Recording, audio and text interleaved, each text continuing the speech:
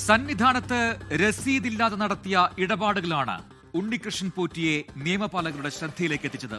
Police തിരിച്ചറിയൽ card നിർബന്ധമാക്കിയതോടെ ശബരിമലയിൽ നിന്നും അപ്രത്യക്ഷനായ ഉണ്ണികൃഷ്ണൻ പോറ്റി ചെറിയ ഇടവേളയ്ക്ക് ശേഷം വീണ്ടും ശബരിമലയിൽ പ്രത്യക്ഷപ്പെടുകയായിരുന്നു. പക്ഷേ രണ്ടാം വരവിൽ ഏറെ കരുത്തനായ പോറ്റിയെയാണ് മലയിൽ കണ്ടത്.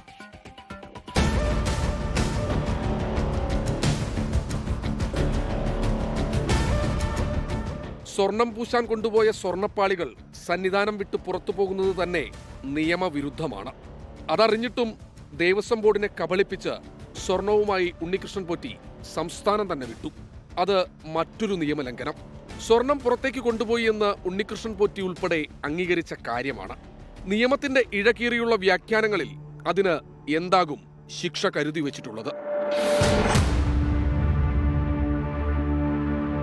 എനിക്ക് തോന്നുന്നു ഇതിൽ മോഷണവുമായി ബന്ധപ്പെട്ട് അല്ലെങ്കിൽ ഉള്ള വകുപ്പുകൾ ചേർക്കപ്പെട്ടിട്ടില്ല എന്നുള്ളത് ഈ FIR ചേർക്കപ്പെടുമായിരിക്കും. കാരണം നമുക്കറിയാം, ഒരു ക്രിമിനൽ കേസിനെ സംബന്ധിച്ചിടത്തോളം FIR എന്ന് പറയുന്നത് to set the law in motion എന്ന് മാത്രമേ ഉദ്ദേശിക്കുന്നുള്ളൂ. ഒരിക്കലും FIR ഒരു എൻസൈക്ലോപീഡിയ അല്ല. FIR ഒരു കേസിൻ്റെ അവസാന വാക്കല്ല. ഇപ്പോൾ ഈ കേസിലെ ഒരു മഞ്ഞുമലയുടെ അഗ്രം മാത്രമാണ് വന്നിട്ടുള്ളതെന്ന് പറയുന്നത് പോലെ ഈ കേസിൽ ജസ്റ്റ് FIR ഇട്ടിട്ടുണ്ട്. പ്രൈമറി സെക്ഷൻസ് ആണ് നമ്മളിപ്പോൾ മനസ്സിലാക്കുന്നത്. ഈ 403 ആയാലും ശരി, 406 ആയാലും ശരി, forgery, criminal breach of trust, അതുപോലെ തന്നെ disappropriation of property, misappropriation of property എന്നൊക്കെ പറയുന്ന വകുപ്പുകളാണ് ഇപ്പോൾ പ്രാഥമികമായി ഇട്ടിട്ടുള്ളത്. എന്നാൽ ഇതിൽ കൂടുതൽ വകുപ്പുകൾ ഇതിൽ വരാൻ സാധ്യതയുണ്ട്. റെഡ് വിത്ത് സെക്ഷൻ 34 എന്ന് വെച്ചാൽ കോമൺ ഇൻറ്റൻഷൻ. ഇപ്പോൾ ഒന്നിൽ കൂടുതൽ പ്രതികളുണ്ട് എന്നുള്ളത് വ്യക്തമാണ്.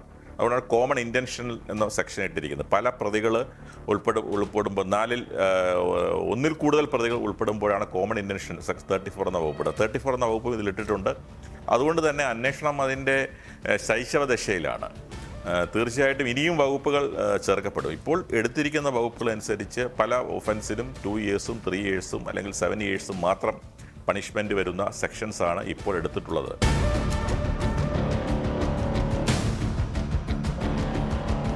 വ്യവസായി വിജയ് മല്യ ശബരിമലയിൽ സ്വർണം പൊതിഞ്ഞത് 31.5 കിലോ 24 കാരറ്റ് സ്വർണം ഉപയോഗിച്ചാണ്.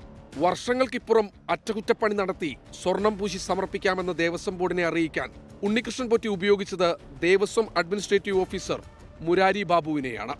Murari Babu executive officer D Sudheesh കുമാറിന് ഇക്കാര്യത്തിൽ കത്തു നൽകി. പിന്നെയെല്ലാം ഉണ്ണികൃഷ്ണൻ പോറ്റി നിശ്ചയിച്ച പ്രകാരമാണ് സംഭവിച്ചത്. ദേവസ്വം ബോർഡ് പോലെ ഒരു സർക്കാർ സംവിധാനത്തെ കബളിപ്പിച്ചത് പ്രത്യേക കുറ്റമല്ലേ? പക്ഷേ ഇതിന് കഠിനമാണോ ശിക്ഷ?